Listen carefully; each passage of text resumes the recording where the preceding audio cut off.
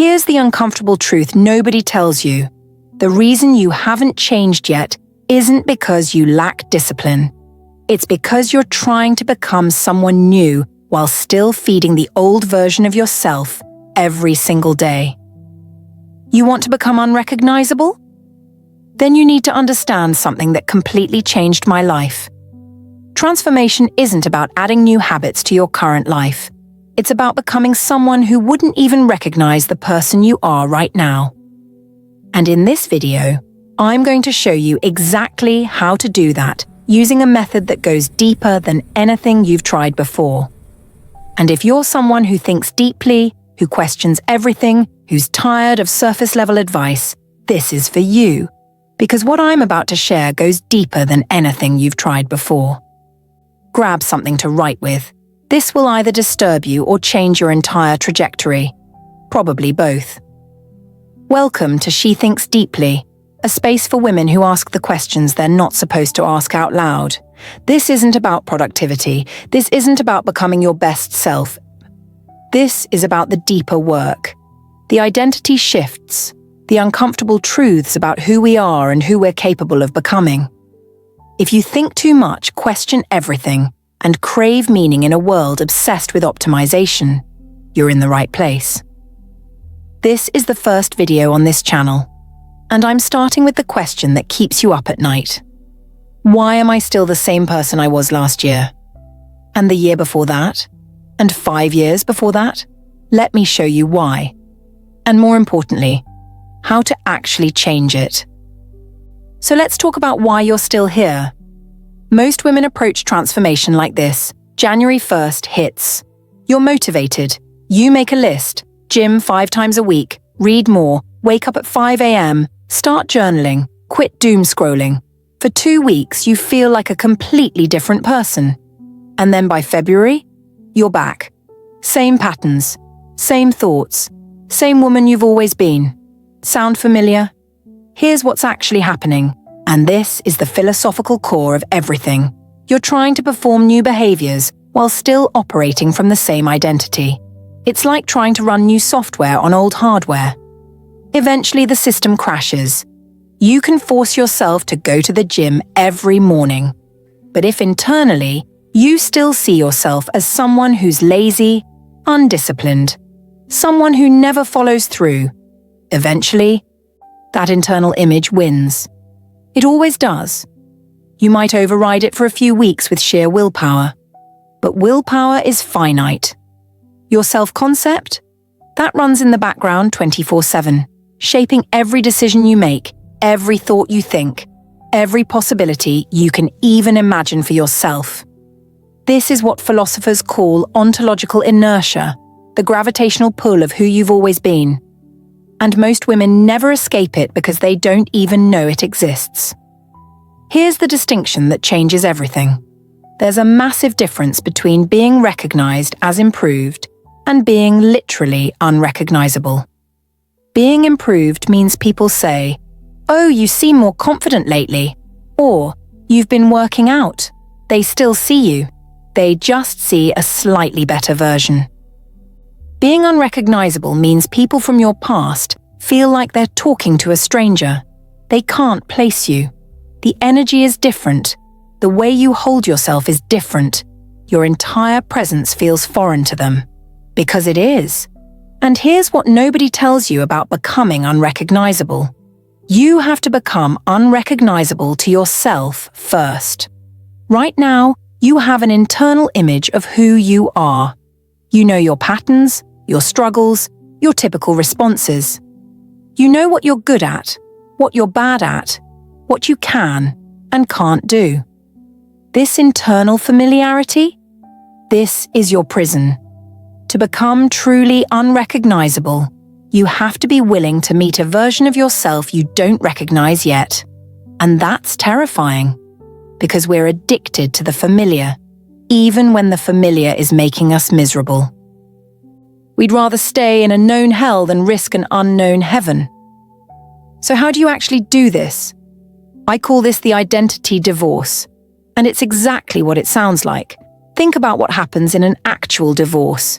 You don't just move out of the house. You completely separate your lives. You split the bank accounts. You divide the furniture.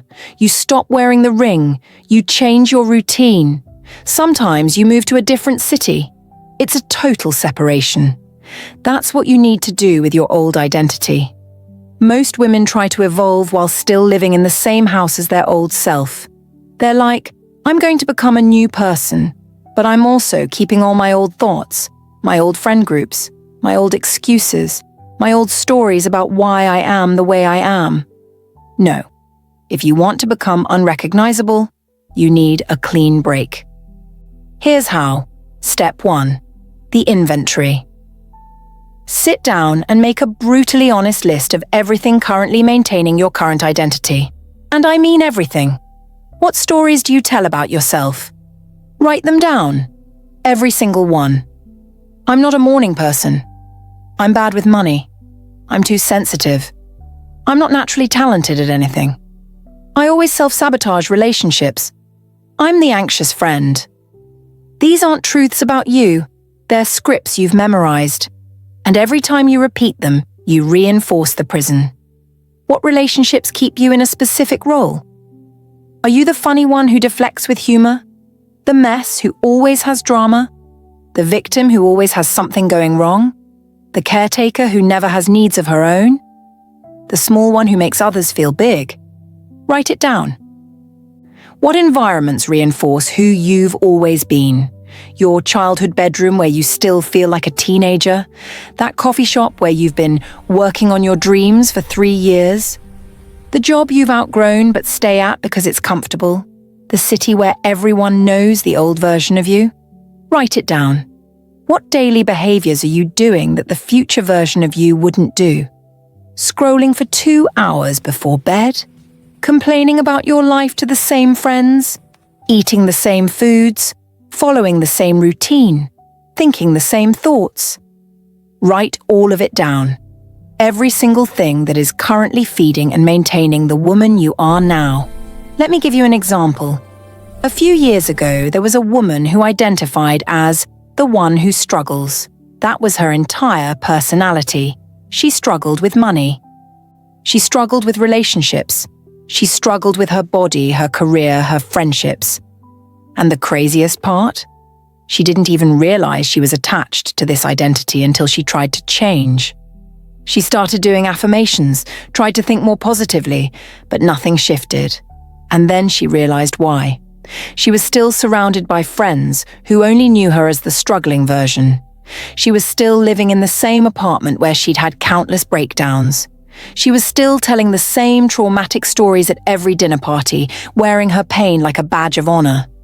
She was trying to become someone new while feeding her old identity 3 meals a day. So she did something extreme. She moved to a different neighborhood, stopped talking about her past unless it was relevant. Slowly distanced herself from friendships where she played the broken one who needed fixing. Changed her environment, her routine, even the way she spoke. And within 6 months, people from her past said, "You seem like a completely different person." Because she was. She had divorced her old identity. I'm telling you this story because that woman, well, she's not me. But she could be you. She could be any woman who's finally ready to stop performing struggle and start embodying strength. Now here's where this gets uncomfortable. When you divorce your old identity, there's a grieving period. Because even if you hated who you were, it was familiar. Known. You knew how to operate as that person. You knew what to expect. There's also going to be resistance from other people. Your family might not recognize this new version of you. Your friends might feel threatened. Your partner might struggle with the fact that you're not playing the same role anymore. Your mother might say, "You've changed," like it's an accusation. Your best friend might say, "You're not the same person I knew." And here's what you say back. "I know. That's the point. This is normal. This is part of the process." And this is exactly why most women never actually transform. They temporarily improve, then shrink back to who they've always been, because the discomfort of being misunderstood feels worse than the misery of staying the same. But you have to be willing to be misunderstood during this transition. You have to be willing to outgrow relationships. You have to be willing to feel like you don't quite fit anywhere for a while. Because here's what's on the other side: complete freedom. Once you've fully separated from your old identity, you get to intentionally design who you become next. You're no longer a prisoner of who you've always been. Okay, you've done the inventory. You know what needs to go. Now what? Step 2. The prototype. This is where you design the unrecognizable version of yourself. But here's the key: you're going to do it in reverse. Most women ask, "What do I want to achieve?" Wrong question. The right question is, who do I need to become that my current self wouldn't recognize? Let me give you an example. Let's say you want to be financially free. The question isn't, how do I make more money? The question is, what version of me would my current self not recognize that naturally creates wealth? Maybe that version of you makes decisions from abundance instead of scarcity. Maybe she values her time completely differently. Maybe she has different beliefs about what she deserves. Maybe she doesn't even think about money the way you currently do. See the difference? You're not trying to do different things. You're trying to become someone who wouldn't even think the same thoughts you currently think. The deep work.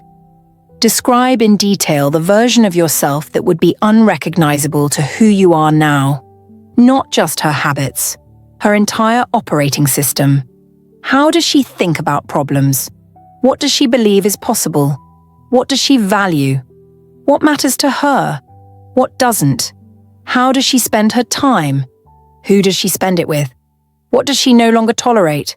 What stories has she stopped telling? What does she assume to be true about herself?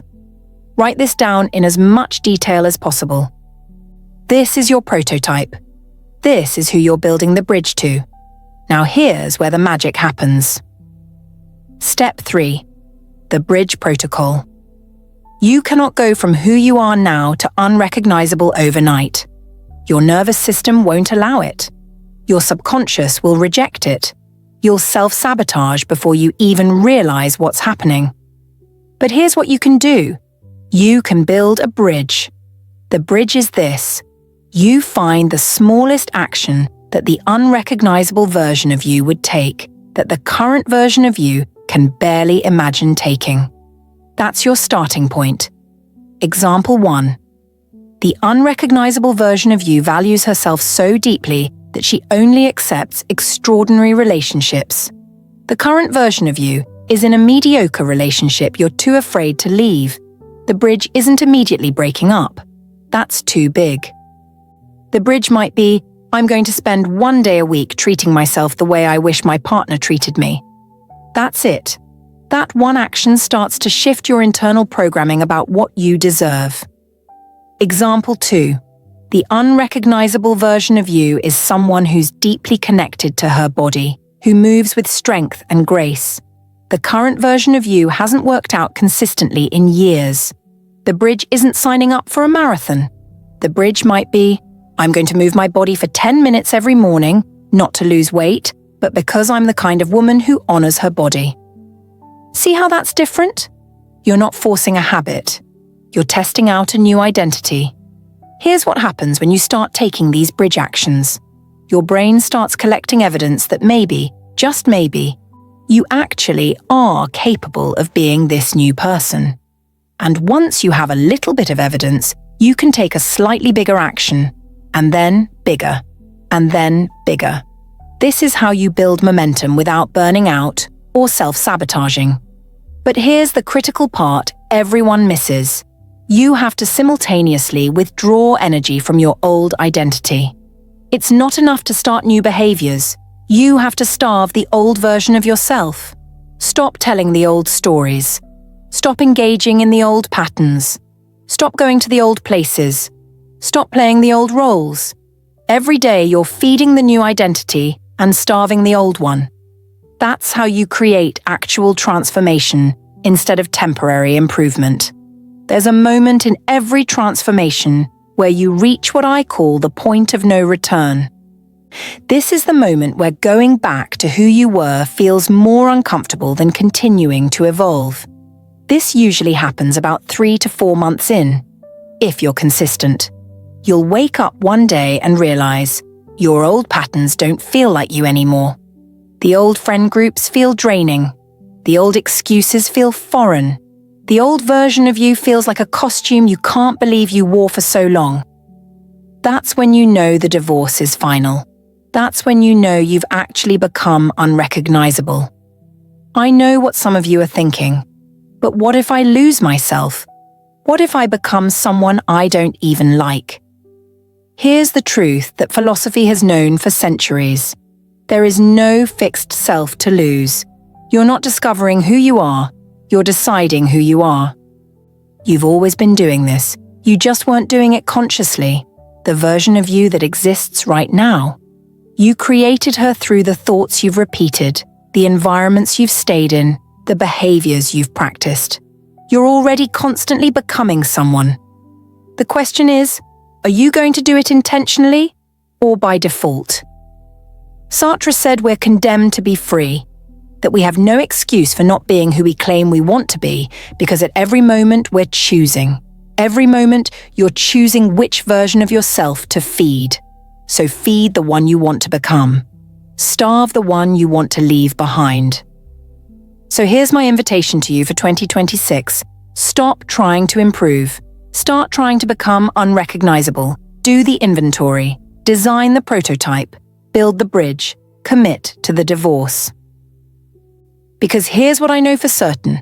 1 year from now, you're going to be someone different. You don't get to stay the same. That's not how time works.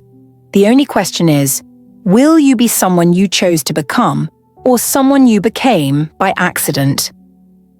Let me leave you with a framework you can start today. Week 1, the audit list. Every story you tell about yourself. Identify every environment that reinforces your current identity. Notice every relationship where you play a role you want to leave behind. Week 2. The design describe the unrecognizable version of you in detail. Focus on her internal world, not external achievements. Ask, what would she believe that I currently don't? Week 3. The bridge. Choose one tiny action the future you would take that current you can barely imagine. Do it every day for 21 days. Notice what shifts internally. Week 4. The withdrawal. Stop one old pattern. Leave one old environment, tell one less old story, and then repeat. Every month, bigger bridge action. Every month, withdraw from another old pattern. Every month, become a little more unrecognizable. Listen, becoming unrecognizable isn't comfortable. It's not supposed to be. Comfort is what kept you exactly where you are. But if you're still watching, I know something about you. You're not interested in staying comfortable. You're interested in becoming extraordinary. And extraordinary requires you to become someone you don't currently recognize. So the question is, are you ready to divorce who you've been? Are you ready to grieve the familiar? Are you ready to build a bridge to a version of yourself that would make your current self say, wait, is that really me? If yes, then 2026 is your year. Not because things will happen to you, but because you will happen to your life. This is She Thinks Deeply, a space for women who think too much and feel too deeply. If this resonated, drop a love emoji in the comments and tell me, what's one story you're ready to divorce? Subscribe because we're just getting started.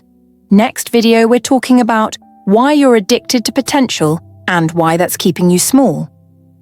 And if this one hit deep, that one's going to change everything. I'll see you there. Or maybe I won't recognize you by then. And that's exactly the point.